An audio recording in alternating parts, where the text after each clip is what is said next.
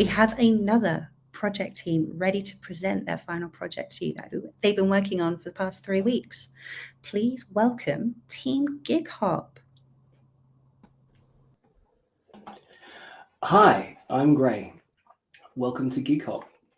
For our final project on our last 3 weeks here at Northcoders, Stu, NC, Dom, James and I have developed a mobile phone app that will help you find live music gigs in your local area easily and in the moment.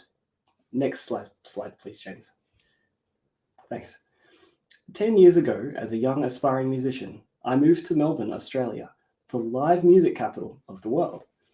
Out of all the big cities of the world, apparently Melbourne has the most music venues per capita. More than example, London, New York, or Los Angeles. While there was all this live music going on around me, I actually found it extremely difficult to find. I wanted to go out and explore, hop from gig to gig and enjoy what was on. But in the end, live music nights out really didn't happen that often. Small musical performances in particular were a lot harder to find than I thought they would be. Many of you may have had the same experience, wherever you are in the UK or indeed the world, just like many of us from the GigHop team have. Gigs are often missing from the gig guide in the local magazine, hard to track down on social media amidst a huge scroll of information, and buried from view behind bigger artists with bigger gigs on the big promotional platforms. Two of our team live and work in the small city of Plymouth.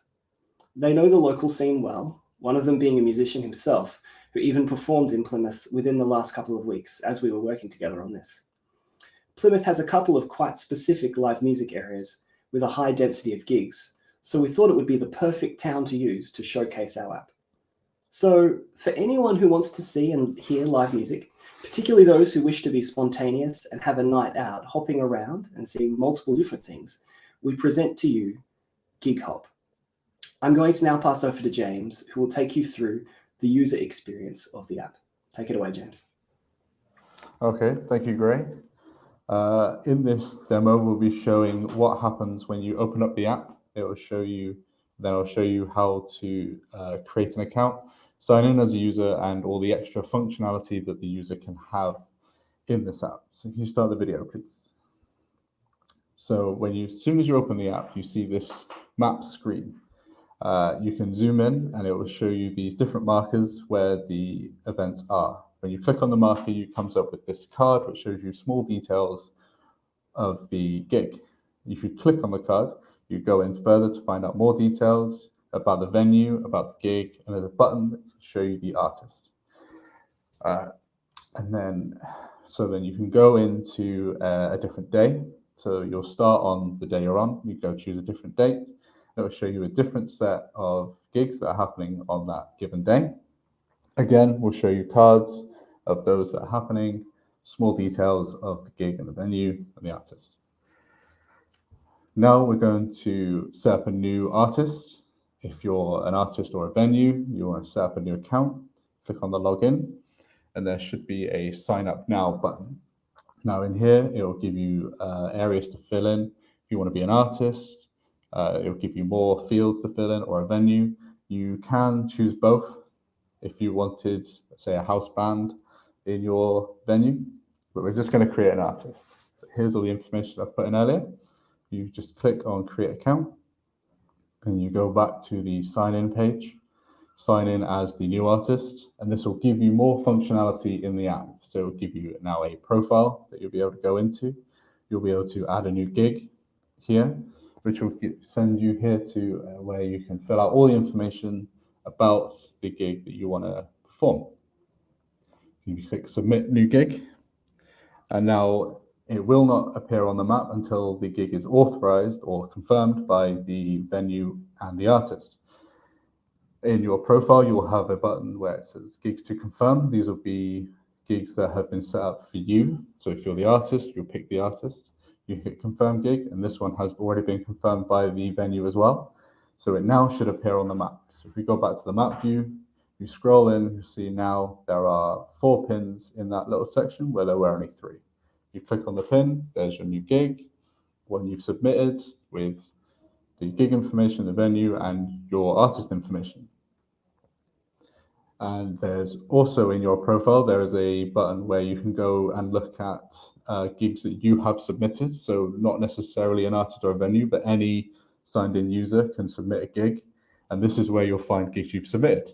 In here, you can do any changes. So if you want to change the name, the time, or anything about it, you can go in there and change it.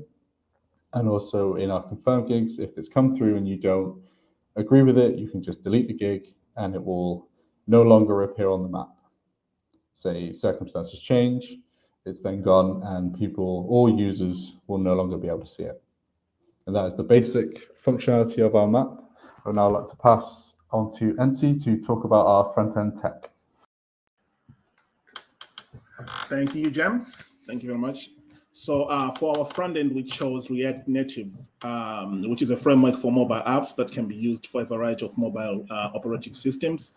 Most of our testing and designs are mainly concerned with Android and iOS, but React Native can certainly be used on alternative mobile operating systems. We chose React Native because it's widely used with a strong developer community and strong documentation, which is quite accessible. React Native was also chosen as a way to try new technology without veering off from what we've already done, that is the general React library. So whilst the markup and styling were quite different in React Native, so you'd find out sort of your tags and your divs and your list that you find in React are replaced with views, scroll views, pickers, etc. in React Natives. However, the general principles of React are available in React Native, so that was quite helpful to get us started and to get going. So you'd find out stuff like use effect, use state, use context is available in React Native. I would like to highlight three major components that brought our app to life. First was Expo, whose logo is on the on our diagram there. Expo is a developer-friendly framework with accessible documentation that enabled us to create our screens or pages and text and test functionality on both our Android and iOS mobiles rapidly. So we were constantly getting feedback on the work done and making changes where appropriate. Second component was the React Native map, which allowed for implementation of Google Maps into our app. As the figure shows, and as James has already shown us, location of the venue or the gig is central to the app, so that was quite helpful. Lastly, we used React navigation, which was very helpful to move around the app. Our app has got many screens, many views, the login or create account, the event list, the map view, venue list. So moving around without any hiccups or with minimum hiccups was done through the routing provided by React navigation. So that's basically the whole thing on our front end. I will now pass you on to Stu, where we'll talk about some of the agile methodologies that we employed, as well as our backend. Hi, thank you, Nancy. So before getting stuck into the back end, I'd quickly like to mention the Agile and Git practices that we use throughout the project. As none of us had worked in a group this size before, we decided to make use of daily stand-ups. It's fair to say our first stand-up, which was led by myself, was shambolic, really. But however, as we went on, we found the stand-ups to be, with a proper structure, a great way to find out what everyone was doing and structure the day with the aid of our Trello board. As for Git practices, we set up the main protected branch, which required a review from another person before being able to merge a pull request from a separate branch. And then what we dubbed as mob merging sessions, where we'd combine all our work together and solve the conflicts together to make sure everyone understood the changes and we didn't overwrite anyone else's code. Now onto the back end. I feel like I might be repeating myself a little bit, but for our server and router needs, we used Node with the Express framework, a pretty standard choice that we're all familiar with. For the database, we decided early on we wanted to test ourselves with a new technology, a NoSQL database. So after a bit of spiking with MongoDB, we also realized that the flexible data structure would also suit our project, mainly due to the fact that the main premise of the app is to have a database populated by users, and this would allow us to expand and add things as as we needed. So our database has four main collections. It was events, venues, artists, and users. Each had a get, post, patch, and delete.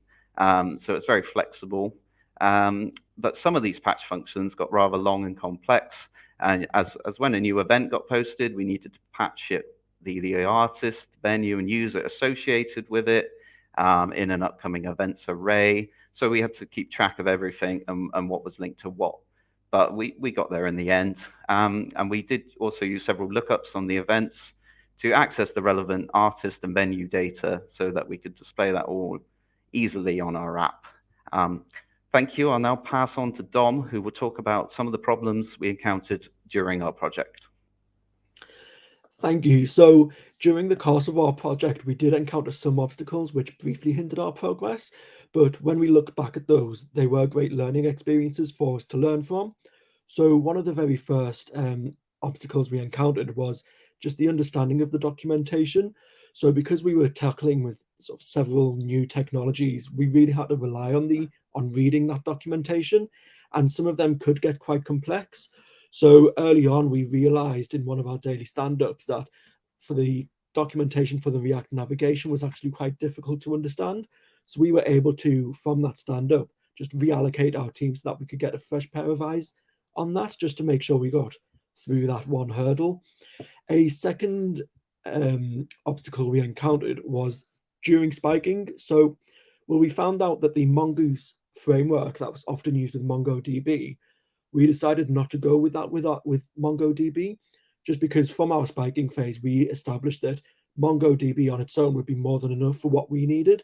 So we decided to not use Mongoose. But then when it came to actually setting up the database in our backend side, we realized that when we would refer to guides, often Mongoose was used alongside MongoDB. So we got stuck for a short time just making sure that we got the framework, the database all up and running on its own. And then one other hurdle that we had was the styling. So we used Expo, which allowed us to do styling which allowed us to make an app for iOS and Android.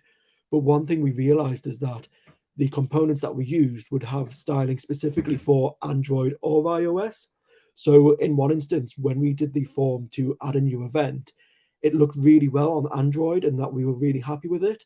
But then as soon as we opened it on an iOS system, one of the components would actually take up the entire screen. So then we had to take even more time just to make sure we had all of the styling consistent there. And if you could go to the next slide, please, James. Yep, so our aims for the future. So even though we had these obstacles, we do believe that we've been able to achieve quite a lot with this app and that there's also a lot of potential in the future. So if we did have a lot more time, we would love to implement some of these features, such as music clips on artist pages, including events from Ticketmaster or YouTube clips, or even developing the app beyond just gigs and incorporating other types of live events. But with that being said, if you just go onto the next page, it'll just be our little outro. And it's just a thank you for joining us with this presentation. And if you do have any questions, we'll be more than happy to answer them for you.